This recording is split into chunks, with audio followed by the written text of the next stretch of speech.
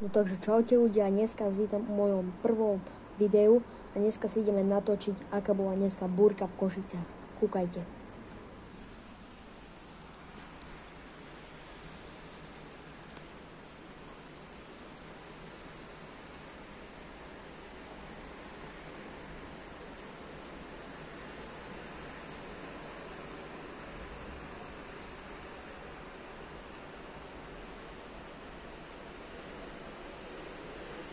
To ten koš tam leží.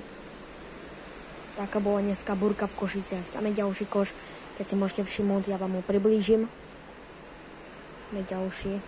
Tu ide práve auto. Takže takto to u nás vyzerá. Tu v Košiciach to u nás takto vyzerá.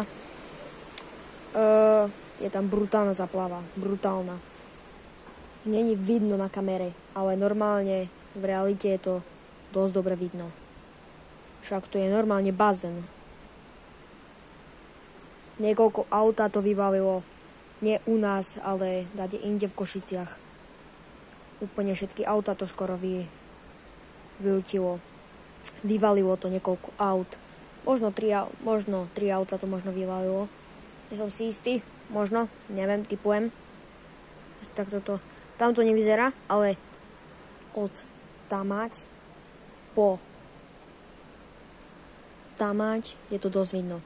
Takže mali ste to u vás takto tiež? Dajte like, odber a čau.